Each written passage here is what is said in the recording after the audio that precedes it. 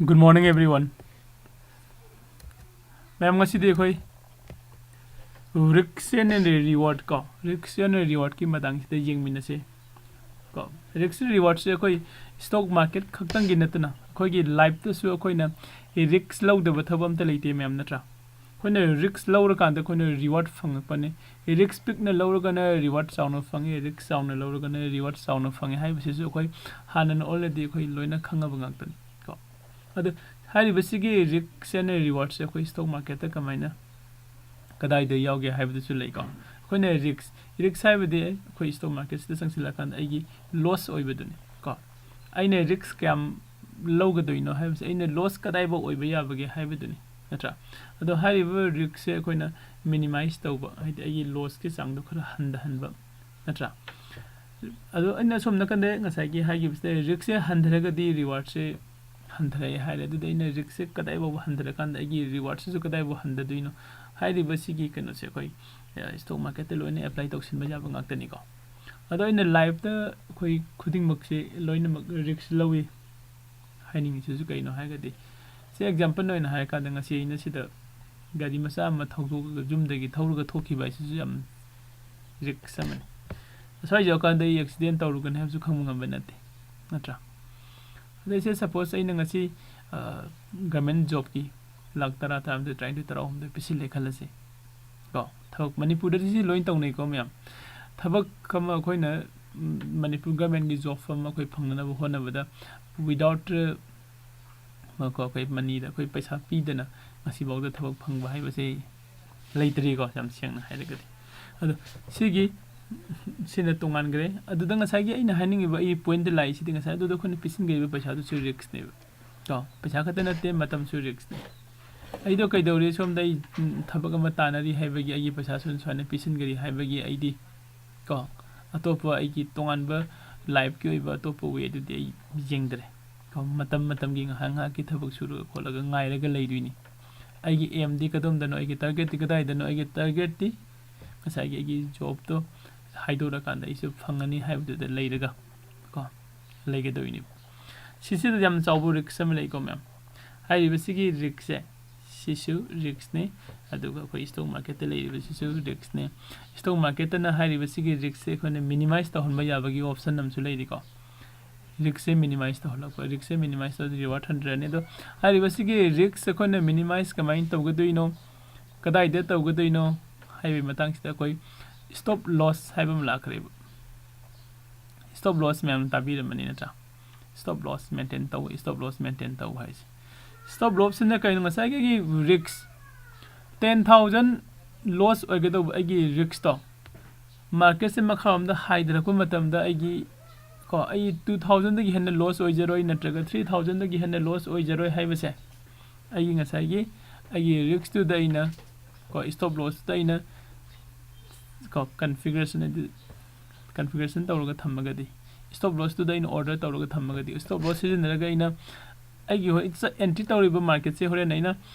Market से down लाखो मतम द 10,000 लॉस दे पाम दे आई 2,000 लॉस ओरको मतम द मार्केट से आइगी ट्रेडिंग से आइगी ट्रेड से एग्जिट तौथोकपियु हाइना आइना स्टॉप लॉस ऑर्डर तौ थमगदी को स्टॉप लॉस आइना ऑर्डर तौरगा थमगदी आई केदौगने आइगी साइगी 10,000 लॉस ओइगदौबदुगी जगह दु द कोइ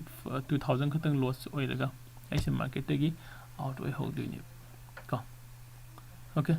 सइन तौरगा कोइना रिस्क एंड रिवार्ड की मतंग से कोइ ऑप्शन दंग पुसिलगा जेंगसिको मैम ऑप्शन द कोइना ऑप्शन ने हेजिंग हाइबा म नेकेड ऑप्शन हाइबा म कोइ मैम नसु लोइन तानरे को कोइ कवर एंड नेकेड ऑप्शंस का हाइबा को नेकेड ऑप्शन सिदा कोइ पैसा से अदुगी मतिक अर्न तौबो याय को नेकेड ऑप्शन सिदा कोइना अर्न तौबो याबै चांग से सेकेंड अमद नत्रगा मिनिट अमद लाख मंगा तरुक लाख तरा लाख कुन अनलिमिटेड अमाउंट कोई पैसा से अर्न तौबो याय को अदुगा अर्न तौबो खक्तंगी पैसा फंगबो खक्तंगी उबिगनो हाइबो नेकेड ऑप्शन से सिदा कोई पैसा सु सेकेंड अमदसु लाख तरा कुन कुन थानि पुजांखै 1 करोड़ सु मांगिबसु याय को लोइतादी कोई रिस्क जेंग बिरो सिदा आइना option the naked call option the buy tawre khalasi call option the buy tawba matam da ina buy tawriba kano sida ina yengi se aina lakh amasi invest tawre ado itadi ko ai minute manga da ngaktang sida ai sida lising tara kun kun try la horage khalle ko no daw jaba numidam da lowri ba mas ko adu stock market di down nati stock market di down jeng bam nati ko mayam khanga do bam na stock market se kari no hai na khang bam su mathau tari ko high risk gi matang sida kana go me stock market gi matang na khangning basing na koi November gi date 1 da gi online da free class am start to gani ko kana go me join tawning basing high risk channel se subscribe to biyo to pa mana ko gi video si description da yauri ba ko gi WhatsApp number se text to biyo ado ngasai ko na naked option se lobu matam da agi risk kadai bu lai gi si jeng si bu ko suppose in naked option sida di se sida ko gi screen sida ko sida ina aigi fund ina invest ori fund se 11000 ne lower se ko 11000 ado sida so ina loss ori se 11000 ne profit di unlimited ne ko sida ni ko myam na ki na dei se myam akhoi manipur gi se GMT ga mut khai se sida ne ko seng dum hai gi aide phangwadi myam phangduri somda manga ka myam mama mangdu di udaba phangba khatang uraga satki phangabadu di nuti gi phangudi yaroi ko numit mari ni manga ni phangamaga amu mangba pulap pulap mangani ko entry law matam de market se haigal le ai entry law le law sil hai tharak pada kitang khak dhap tarok pada ai ki dena hando hore khara hai dera mo hai ga khare o thamjar mati haiba sigumba ko gi fear ka aduga ai emotion control tawba ngamdaba mayam se sisine hen akoi da mangba yabagi chances se laktuini madu sigi mangba yabagi chance akoi na ngasai gi khare hena control tawba ngamna ba haina stop loss se mu sinarak pani ko adu stop loss sidagi hena mu haide powerful loiba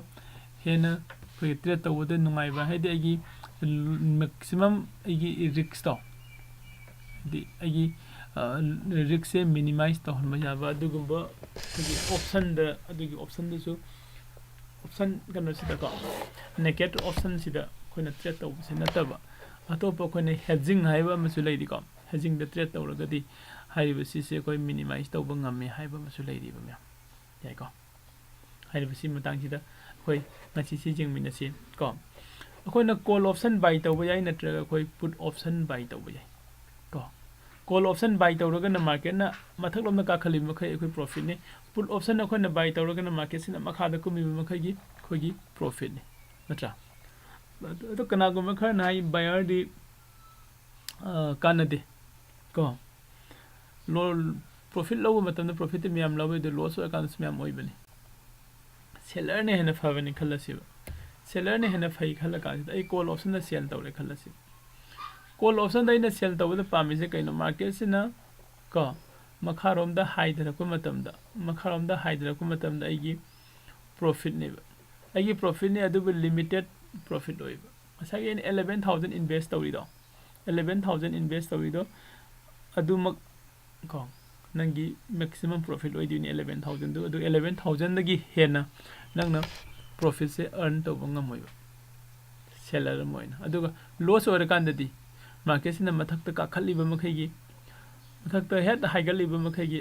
ko nangi loss to hengal lakani means nangi maximum loss e unlimited hai bani to adu di seller su kadai de phari gi to haidi aina seller hai se call option sell tawraga changmusi kadai de phage magi loss to maximum loss ni ko asagi option the seller oina parga call option natraga pull option ko naked oina trade tawriba mi singsina hairam jas buy call the buy tawbudi ko option writer oina call buy tawrakum sell tawraga natraga put sell tawraga entry lobuna fai ko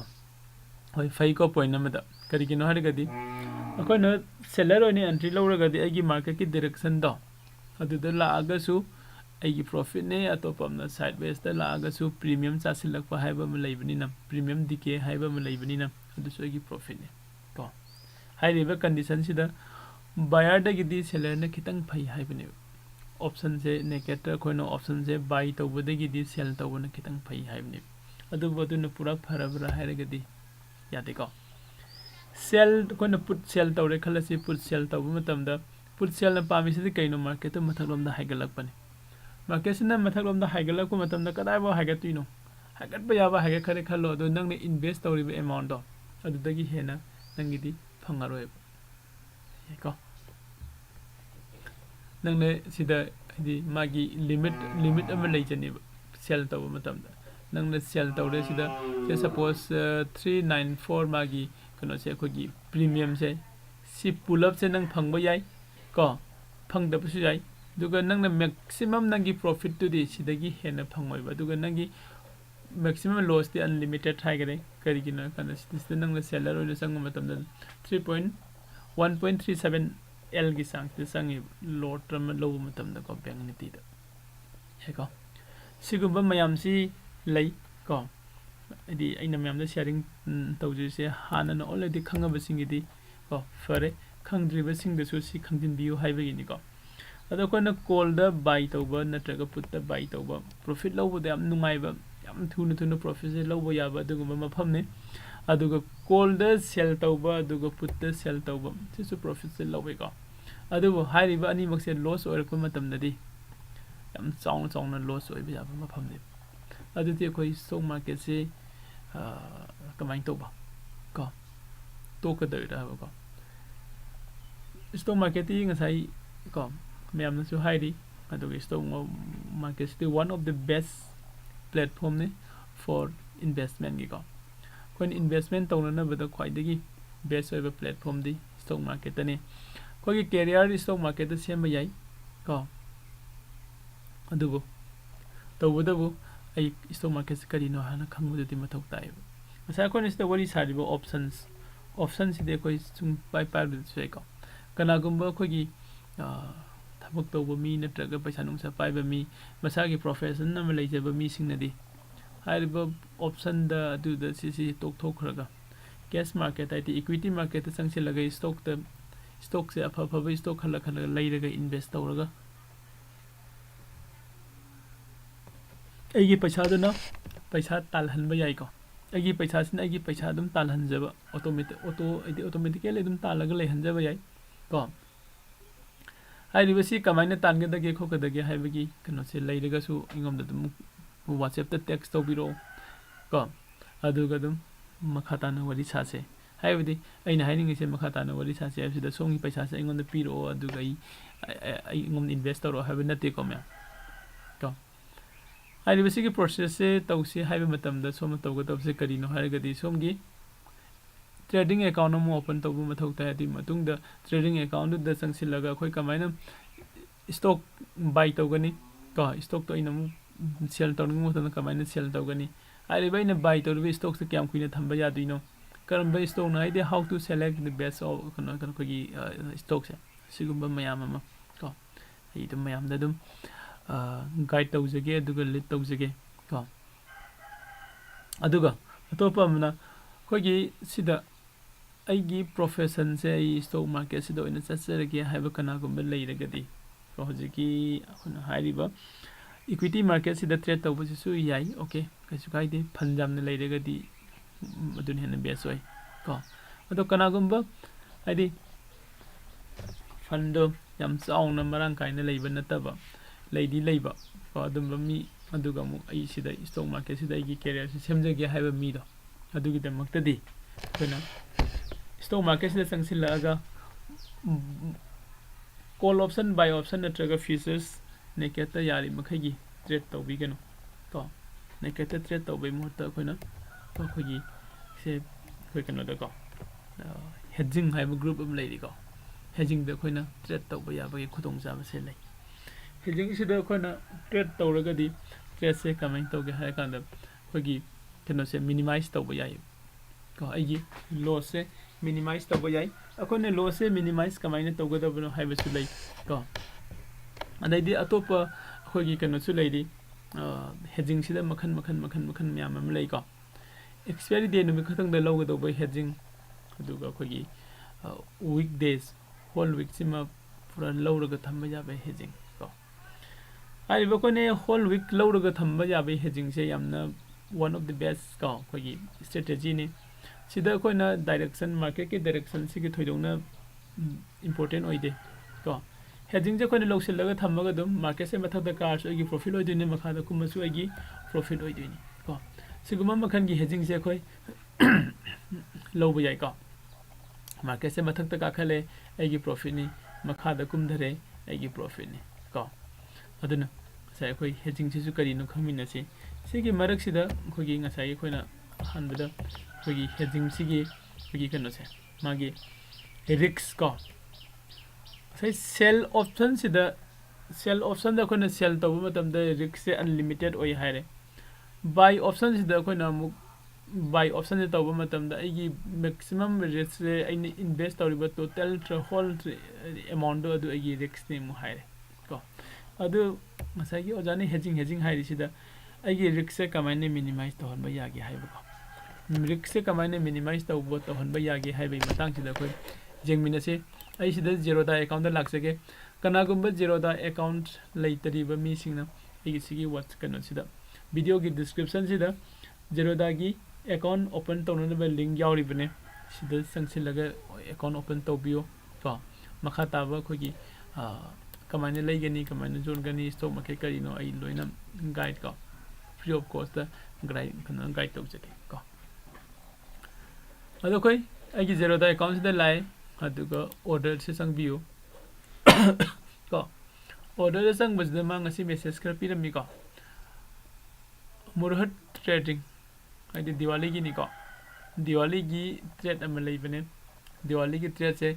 6 pm to 7:15 pm sibau to gani hari ko diwali gi khoi myam dum to pai ko loina adu si matang si dai horen video macha ma semjere ke hoji ke onadi koi sida basket ta changsi order da lai order da gi basket ta changi ko basket ta changa ba matung sida agi sida new basket lai ko new basket sida i changsi laga gi basket am sem ma jai ko hari ba basket sai already semaga kan lai ramme ko khone Zerodha account jam ni hena koi important oi hena lowi ko hari ski basket ki kan sida ado hari ba ngasai gi aina sema ka doi ba trade se sida koi kai ga mam jing mina siu ko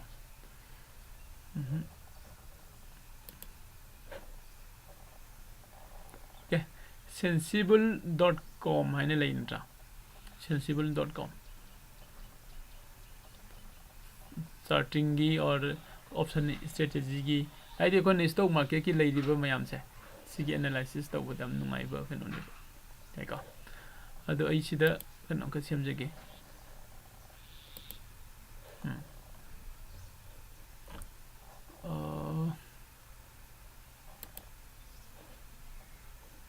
upgrade sidagi edit to ya de hari mana ka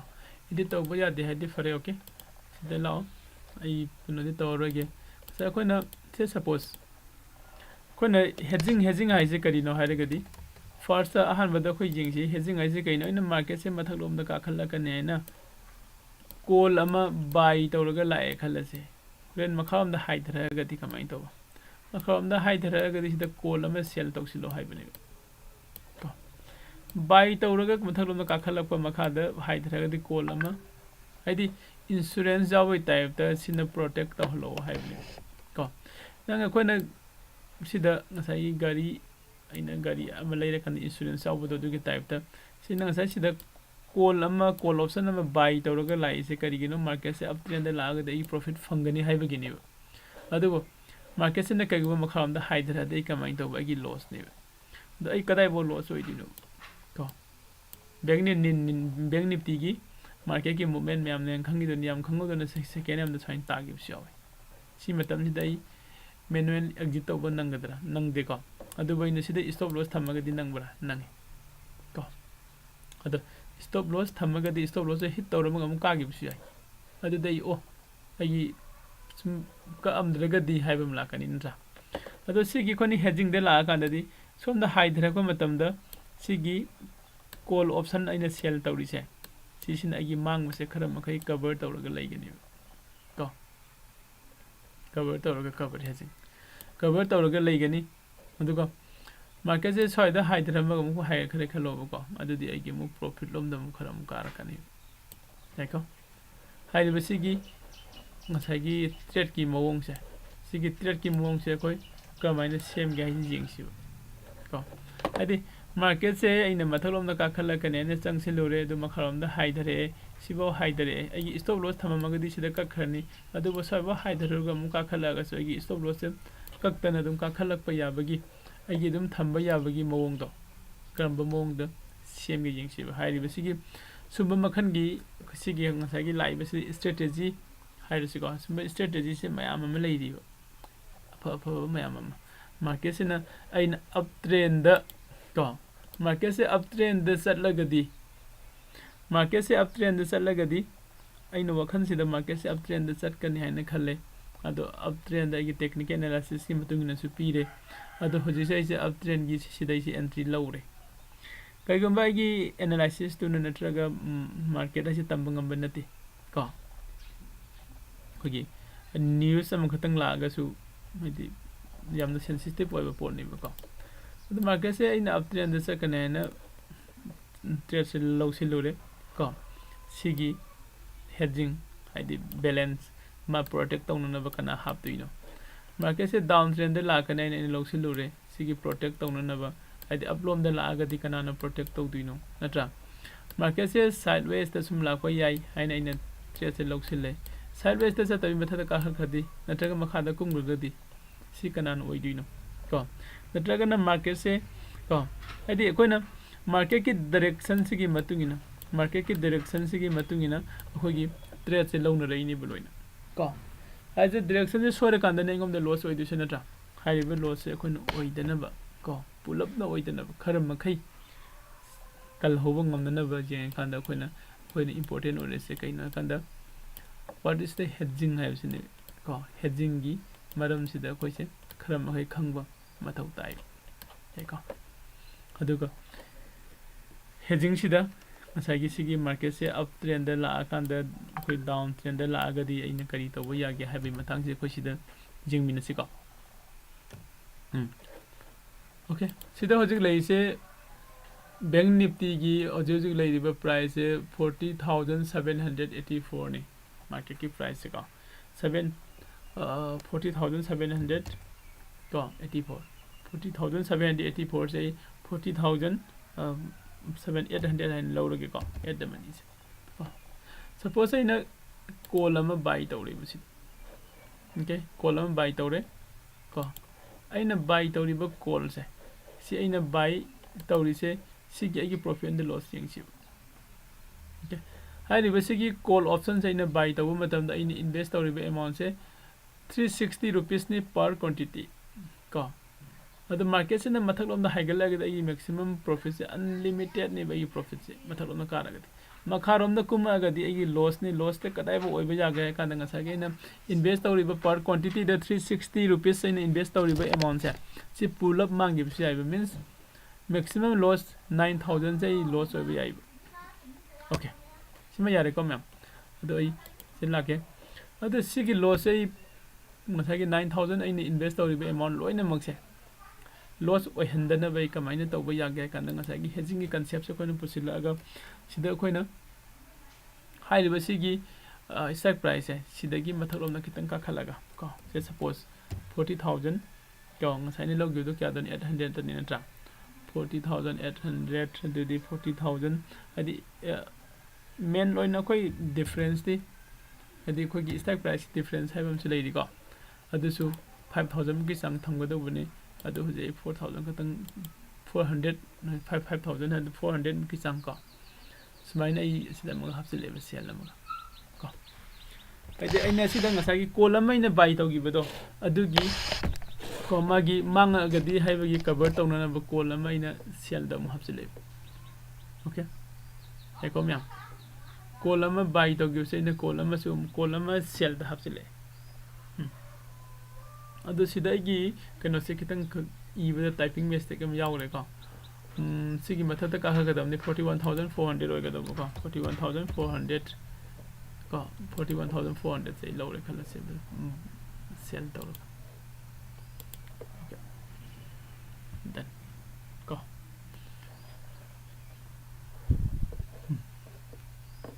si lawraba matung sida khoi asa aigi profit and the loss tong jeng minasi aigi profit and the loss hojiti kamain tawra gi jeng si ko yang aigi maximum loss kya oi ba yai 6000 oi ba yai hare maximum profit 8000 oi ba yai hare asa na kari haram ba han badana aigi maximum loss ko aigi sida ina invest ori ba amount loina mak to 9000 oi rami aduga maximum profit unlimited harami to ado hojik su sida maximum loss 6000 hairi se su amo koi minimize to ba yabagi khudong sa su mu su leidi jeng si ko do so khudong sa se koi kadai dagi kamaina jeng ga kan da sida amo koi na asagi aigi sigi sell tawri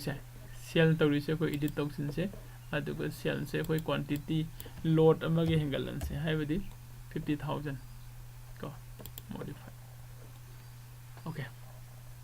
eko okay sida koi na balance hedging have the balance have the balance man hello harapani na nang sida sell the 50 quantity sell tawragadi ko buy the 50 quantity buy tawbiu adu sigi buy sida ina 50 quantity changsi lodi yaroi aduna sigi khitang ka out the money thopiraga haidi 41000 ko 500 soi dai buy tawda kamain tawgi jingsi ko column my price 19 okay done adu eragadi ngasai gi sigi buy ina 25 ani sell the 50 ama ko adu 25 ani 50 le 50 manare na tra isimele sigi concept sida koi muk changsin la kan de yingse ngasai gi analysis ta ko analysis ta sangsi analysis ta sanga ba matungda ai maximum loss and the maximum profit jingsi ko maximum loss to ngasai 6000 dagi 5000 da handarame maximum profit 8000 dagi 9000 da hengale okay kitang di different oi re ko ma'am adu sigi 5000 se si baw da koi kharaga hena handa han ba yabra haibagi concept am so koi dum thi ba yai ko okay sida ko ni yeng ba yabada sai si premium ko premium kano sigi matungina sida I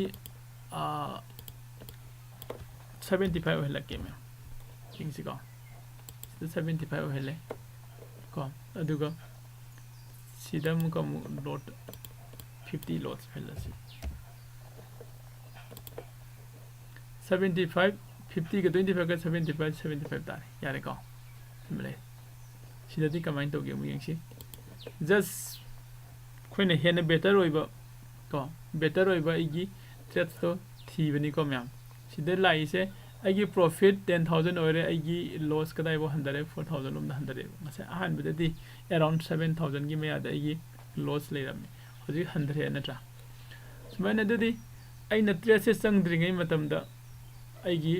profit soiba oiba yai igi loss siba oiba yai se khanga ga ise trade ta sang dini adudi hena better oi ko myam okay sesini khona hedging hairisi ko adu sigi hedging jelo matam da khori amount se kya mung sang ge harigadi hoji khoina same giba trade se sigi matungina number 1 the market ki direction up trend hoye ge damne haiba sigi trade sigi matungina to number 2 the igi sigi required margin ko igi fund da ka ba fund se nangi finance fund di 68000 ni required margin di kya no 2 lakh and 89000 hai ko ado sidi oja sidi koi handabal jadra minimize to boya dabra ha gadi sisu koi minimize to boya ko si kamane minimize to gon hai banda nangi sigi trade nang ni entry lo riba trade sa sigi sequence to semdo ka do sequence kamane semdo ka ne ka da sigi buy to bo singina mathak ta thanghan bio hai budi buy na ha ne entry to bio adu ko sell na ko na exit to bio ha ko adu ere ga di khogi magi kano se 100 ko ma wi ko asai sida let's suppose lakh ani ga lakh ahum maya oiram 3 lakhs around oiram hoji makha thangde 77000 handa gre ado ko na sigi trade lo matam da 77500 muki sang se require oire aduga ai gi trade ta sin naga damna 68732 ni ko aduga sigi trade se lauraga aina phanga do ba amount na ko ai gi maximum profit na 10000 and the 10,070 aduga loss oiba yabana 44930 ne ko sani leigare adu ngasai khogi kano dugi matung ina graph so hape jingam si ko graph to khar sauna sensible da jingse ko sdalai hojik trade ne हाइदिबसी दा कोइन लौगे से sell द quantity अहुम तौरे buy द quantity अहुम बाय द तौरिबो कनो से कोइन मैनेज तौ गिवनी स्प्लिट तौ थोकपनी को सिगी स्प्लिट तौ बसे कोइ मखन मखन दुम सेम जाय को अदो ngसाइ सिना सिदा कोइन बाय तौरिबो अकोन बगी बाय तौरि से सिसे सपोज नत्रगा सेल तौरि से अमखक हेंगले खलस okay the same game yadre ko ise pro ide bane ana pro rambane adu expiry oigara mane semdok tadi yaro ko edi payment nong tok tadi yaro ko ma adun sige trade se aine lawba matam da hoji hoji lairiba sigi form sine ko matharom da haigala ga sibo profit ka ore tara ko matam da ko makham da haidraga na gi maximum loss sidane haigala ga na maximum profit sidane ko sumaina koi koina option the trade logo matamda asagi agi risk kamaina minimize tawgadagi haibsini ko ado hoje khoina sida semiba sigi hedging se si logo gidi khoina market ki direction da depend tawe ko market ki direction da depend tawe market sina uptrend da chatla ka matamda haiba head sa se logo yai so in tawga khoina market na downtrend da la ko matamda koi hedging logo yai market na sideways chatla ko matamda hedging logo yai ko haidi kari no hai myam se loina khogi market ke direction da loina depend tawe adu market ke direction da depend tawdaba hedging am lai ka haibe hedging se koi weekly gi hedging lo bani haibe hedging se kamaina tawga kan suppose magi range am lai je gani ko agi video tai da su si ainam na haiba kano ne haibe sigi range se sigi manung sida market sin chaliba makai gi loss na sidagi haigala ba gi profit ne sidagi haidra ba gi profit siguma makan gi hedging se koi every friday koi lowe ko friday lowe aduga friday da dum mayam profit su dum kana di week amamam gi ko low ba trade ne hairiba trade se koi profit su sum low nei ko mayam hoina ko adu hairiba sigi trade se low matam da koi na profit se kadai da low ge kadai da loss oge haiba su koi just koi kana da sangaga chart jengmina da su yai ko chart ko koi chart se dei se sida le bank nifty ki chart oja sida koi na kamai tawraga 5 days trade low matam sida ko oja na haibiri ayamba kano da profit low bi hain profit se kamai ne low bi haiba gi proof se koi na kamai na phanga doino haiba haji matam de proof loin pami ko okay proof loin pami ado koi gi WhatsApp group so koi gi WhatsApp group lei ko WhatsApp group sida mayam se adum hedging gi lawra kanda profit sharing adum tawna rei ko sharing tawra pusi ma matungina so ko sum jeng bajai ko haidi magi mun profit to kyam logi ba ko ke ba haida ko aduga atopa mana adudagi hena better oibadi asa ko ni sige chart to analysis to mina ba sai to chart to analysis to se aduga ko gi kana se video se jimi kyam jing ge khadi yin ko adu video je horen loisila ka da so sum ko na su jing jeni jing ba mi su ko adu sida ko na analysis taw matam da jing du se hai re ko gi market se friday ni mite lawraga thursday bok tham kan da profit se law bane ko friday da ina lawga dori ba kano se market ki level se suppose si sida ko bank nifty da 40,000 de lawre khala se to aigi profit sidi 40,000 and 40,000 ti mathak ta haigala ga 500 khak mathak ta ka khalakpa ko 500 mathak ta karakpa haibdi 40,000 and 500 above ta aigi profit se thoka do bani kai ko hari basically 40,000 and 500 se mathak ta la ka do bani na khoi na si jeng mina si ko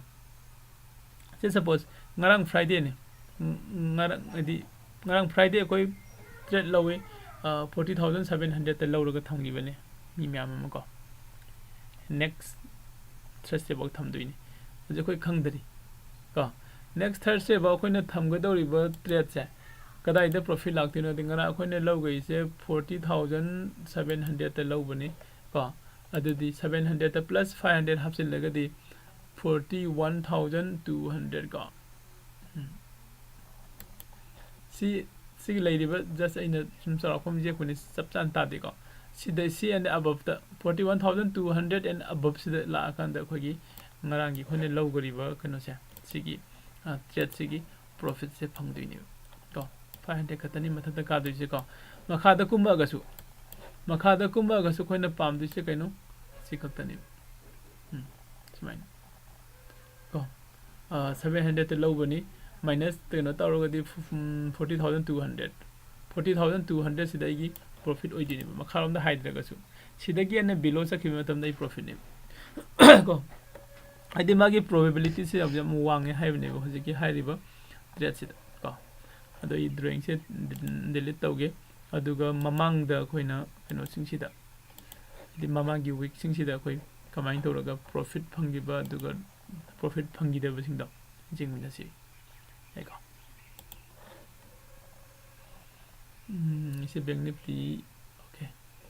another later di hen ngai do drawings okay hedo si ko Thursday ore sina Friday ni ko Thursday Wednesday ko kinan manga dum sing thi lagi ko 1 2 3 4 5 sida ko gi Friday ni Friday Monday Tuesday Wednesday Thursday hai divasi gi nimit manga ni sida koina se Friday gi kano sida trade lawre kana se sida ko Friday sida koi 39,000 da yam long 39,400 ta long gi bane ko ko gi logi group to gi 39,400 ta trade law se aseng ba magi profit 39,400 plus 500 la ga di 39,900 ta ko 39,900 sida ko gi profit oi ga do ne ko adu market se kamain to given last week that is sidagi hingalaga siboka haki ko aduna sida koi profit adum ko profit dum book to ko si week se okay aduga mathangi week ti kamain to gi haire gadi mamangi week ko 1 2 3 4 5 selai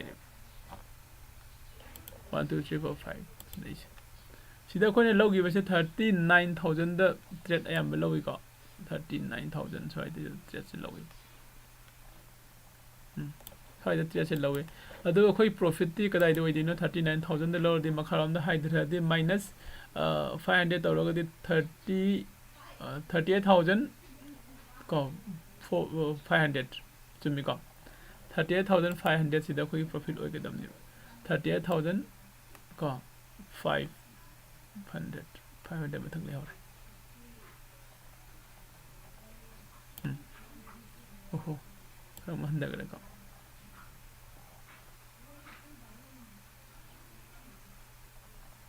so ida ho lage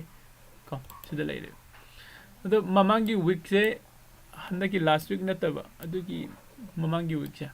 se koi loss oi ko loss oi adu sida profit kitang thoma matang am di jawe to profit kitang thoma matang am jawe adu ki matam se koi am ngai na hode I see the start to south hole again 5 minutes there.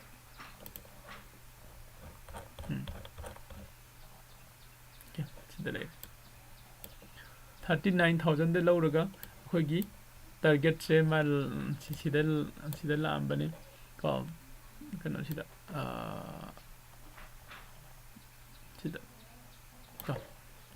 39,000 the low bunny see the hogi profit lamb sida koi profit maximum profit zone do sida lai adu sibo ngai ba mi makhaina profit law na gi ngai ba ngam da basina ngai ba du de pharak ta do ma lai khalaga thoki bu jaw ko adu ne loss wa ga da ne lo sin bi ai ko mya adu mamang gi next ki mathang gi mu kan kan sum jing mi na se ko 1 2 3 4 5 6 kenan si pauni ko adu dei next di sida later 1 2 3 4 5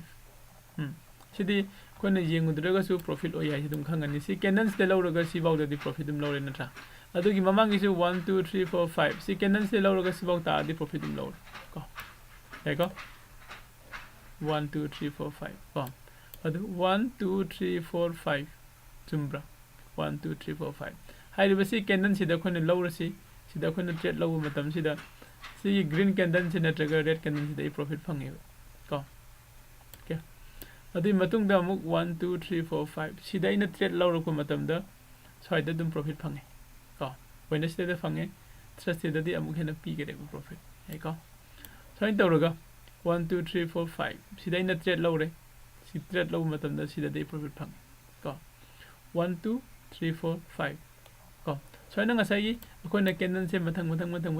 analysis sum tawra ko ai ko ai di hoje akoi na jengi ba 4 weeks ta ingom da loss hoige do makhaktani ko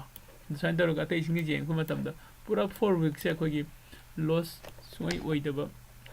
kano su yawe ko andana khoi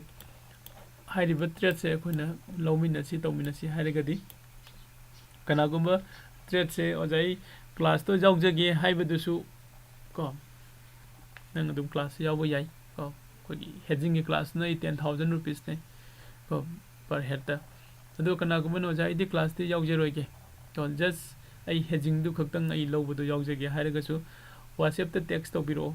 to class yauge haibasu yauro haibasu whatsapp ta dum text to biro adu gai group ta add to jerake adu khoi na friday da trade lowbu matam do adu da pun trade to lowmina se adu ka profit book to bo matam na so punna profit book to bina se okay do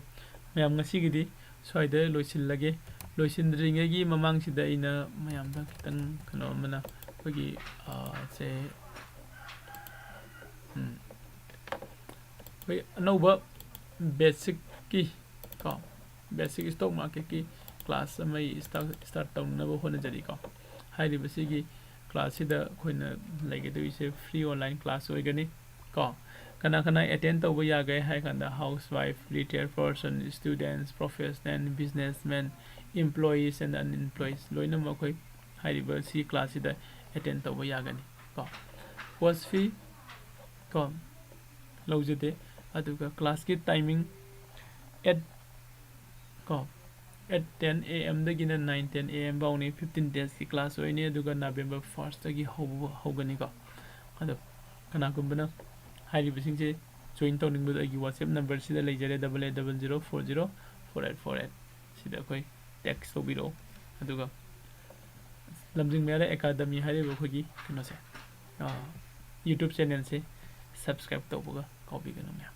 thank you